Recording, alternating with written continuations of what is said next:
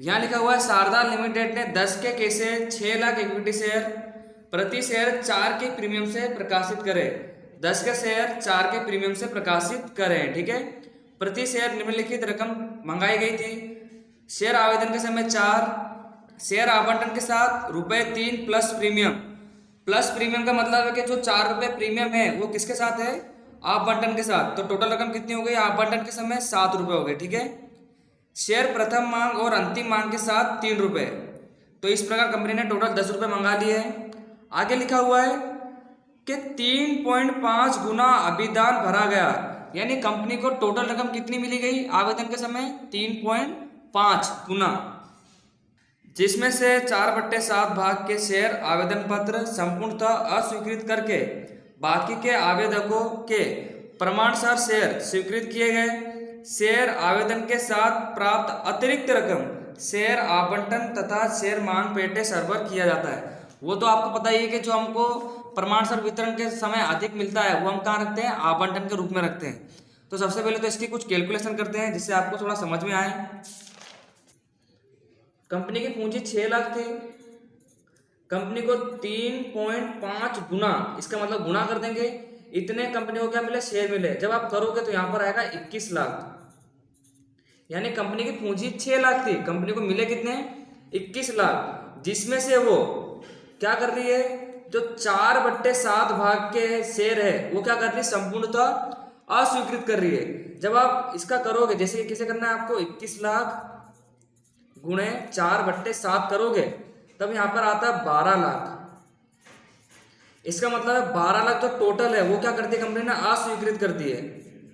क्या करती है, अस्वीकृत। जो हम बैंक के थ्रू क्या कर देंगे, वापस कर देंगे। जैसे अगर आपको पता ही है, आप इन्हें रुपए मत कहना, ये शेयर की रकम है। जो 12 लाख शेयर की रकम है वो कंपनी क्या कर देगी, वापस कर देगी। तो यहाँ पर देख सकते हो कि 21 लाख में से 12 लाख कंपनी वापस कर रही है, तो बचे कितने यहाँ पर 9 लाख।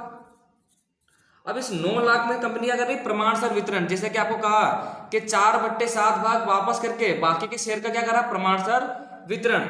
अब जैसा कि आपको पता है कंपनी अपनी पूंजी को एक्सेप्ट करती है। पूंजी कितनी थी कंपनी की, 6 लाख। तो 6 लाख को अलग कर लिया हमने 9 लाख में से, तो बचे कितने यहाँ पे डिफरेंस की रकम 3 लाख। तो ये जो अतिरिक्त रकम है 3 लाख, इसे हमें आवंटन के रूप में रखना है, जैसे कि आपको पता है। ठीक है, यही प्रमाणसर वितरण हमारा हो गया, कैलकुलेशन खत्म। तो यहाँ पर कंपनी को कुल आवेदन पत्र कितने मिले थे, 3.5 गुना, यानी पूंजी का 3.5 गुना हमने निकाला।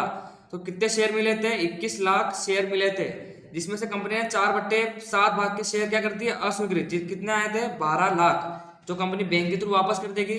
बट जब आप 21 लाख में से 12 लाख माइनस करोगे तो यहाँ पर आता है 9 लाख। इस 9 लाख के शेयर को कंपनी ने प्रमाणसर वितरण करा। जैसे कि 9 लाख में से हमने अपनी पूंजी निकाली 6 लाख, तो अधिक कितना बचा, 3 लाख। इस 3 लाख को कंपनी कहाँ रखेगी, आवंटन के रूप में, जैसे कि हम पिछले क्वेश्चन में कर चुके हैं।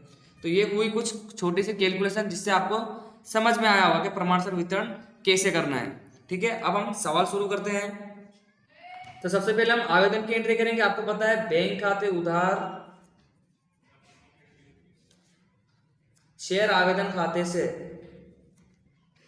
ठीक है, कंपनी को आवेदन के समय कितने मिले थे, जैसे कि आपने करा गुणा, तो 21 लाख रुपए कंपनी को अभिदान मिला था, यानी आवेदन पत्र मिले थे। और आवेदन के समय कितनी रकम मंगाई कंपनी ने, 4 रुपए। तो 4 से गुणा करेंगे। ठीक है, जितना मिलता है वो कहाँ रखते हैं, आवेदन के रूप में। तो जब आप गुणा करोगे तो यहाँ पर आएगा 84 लाख, यहाँ पर भी लिखेंगे 84 लाख। अब इसकी रकम हम कहाँ ले जाएंगे, पूंजी खाते। तो दूसरी एंट्री, शेयर आवेदन खाते उधार। ठीक है, कितने हम उधार कर देंगे, 84 लाख को उधार कर देंगे। रकम कहाँ लेके जाएंगे, पूंजी खाते। तो शेयर पूंजी खाते से। ठीक है, और अतिरिक्त रकम मिली है तो कहाँ ले जाएंगे, बैंक खाते से। और जो हमको 3 लाख अधिक मिले थे उसको हम कहाँ रखेंगे, आवंटन के रूप में, अग्रिम के रूप में। तो शेयर आवंटन खाते से। और सवाल में कहा भी है कि जो अतिरिक्त मिल रहे हैं, जो कंपनी अपने पास ही रख रही है, उसको आवंटन और मांग के रूप में सरबर करना है। तो हम सब आवंटन के रूप में क्या कर देंगे, सरबर कर देंगे। तो शेयर आवंटन खाते से। ठीक है, अब हम कैलकुलेशन कर लेते हैं। जैसे कि आपको पता है कि हमारी पूंजी कितनी है, 6 लाख। तो 6 लाख गुणे कंपनी ने कितने मंगाए थे, 4 रुपए। तो 4 से गुणा करेंगे। अब क्या लिखा, बैंक। बैंक के थ्रू हम कितना वापस कर रहे हैं, कंपनी ने 4/7 भाग संपूर्ण अस्वीकृत करा, यानी 12 लाख शेयर क्या कर दिया, अस्वीकृत। तो 12 लाख गुणे 4, ठीक है, इस प्रकार। और लास्ट कितने हमने अधिक रख लिए अपने पास, 3 लाख, 3 लाख गुणे 4, इस प्रकार से कुछ कैलकुलेशन हमारी होगी, ठीक है। तो जब आप गुणा करोगे तो पूंजी में आएंगे 24 लाख, बैंक में आएंगे 48 लाख और शेयर आवंटन में 12 लाख। इस प्रकार जब आप गुणा करोगे तो 84 लाख ही आएगा, ठीक है। तो आपको ये आवेदन की एंट्री समझ में आई होगी, ठीक है। अब हम आवंटन को देख लेते हैं। सवाल में आगे खाली लिखा हुआ कि शारदा लिमिटेड की बही में आवश्यक प्रविष्टि लिखी है। तो आज का जो सवाल है वो हमारा नॉर्मल सवाल बनता है, क्योंकि यहाँ पर कोई अप्राप्त मांग भी नहीं है और कोई जब्ती की प्रविष्टि भी नहीं है, ठीक है। तो अब हम क्या करेंगे, आवंटन की रकम मंगवाएंगे।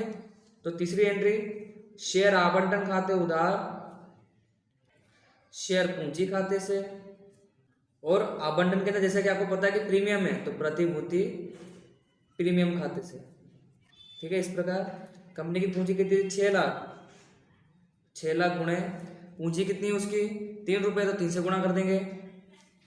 और 6 लाख के समय प्रीमियम कितना है 4 रुपये, तो 4 से गुणा कर देंगे, ठीक है। इसका गुणा करोगे यहाँ पर आएगा 18 लाख और यहाँ पर आएगा 24 लाख, दोनों का प्लस करेंगे तो ऊपर आएगा 42 लाख। इसका मतलब कंपनी ने आवंटन के समय 42 लाख रुपए मंगाए थे। चौथी एंट्री, रकम मिलेगी तो बैंक खाते उधार शेयर आवंटन खाते से। अब थोड़ा यहाँ पर ध्यान दीजिएगा, कंपनी ने टोटल 42 लाख रुपए यहाँ पर मंगवाए थे, बट आपको पता है कि अग्रिम प्राप्त के रूप में हमने आवंटन की रकम रखी हुई थी अपने पास, कितनी है 12 लाख। इसका मतलब दोबारा उस पर मांग मिलेगी नहीं, तो 12 लाख क्या कर देंगे, माइनस कर देंगे। तो यहाँ पर कितना लिखेंगे 30 लाख, ठीक है। 30 लाख रुपए हमको मिले होंगे आवंटन के समय। तो इस प्रकार से हमारी आवंटन की एंट्री हुई। मैं उम्मीद करता हूँ आपको ये समझ में आ रहा होगा, ठीक है। अब हम लास्ट मांग की रकम मंगवा लेते हैं। तो मांग की रकम मंगाएंगे तो 5वीं एंट्री, शेयर मांग खाते उधार शेयर पूंजी खाते से, ठीक है। कितनी हमारी मांग है 6 लाख गुणे, और मांग के समय है हमारे 3 रुपये, तो 3 से गुणा कर देंगे तो 18 लाख। और जैसा कि आपको पता है कि मांग के समय कोई अप्राप्त मांग नहीं है, ठीक है। तो डायरेक्ट हम एंट्री करेंगे बैंक खाते उधार शेयर मांग खाते से, ठीक है। तो टोटल रकम हमको मिल गई होगी 18 लाख। तो इस प्रकार से हमारा क्वेश्चन नंबर 21 यहीं पूरा होता है। तो आप देख सकते हैं कितना इजी क्वेश्चन था, और ऐसे सवाल भी बोर्ड की एग्जाम में पूछ लेते हैं, ठीक है, प्रमाण वितरण के। अब किताब के अंदर जो आगे क्वेश्चन है, क्वेश्चन नंबर 22, 23 और 24, वो प्रमाण वितरण से ही है, ठीक है, इजी है, तो आप कर सकते हो, ठीक है।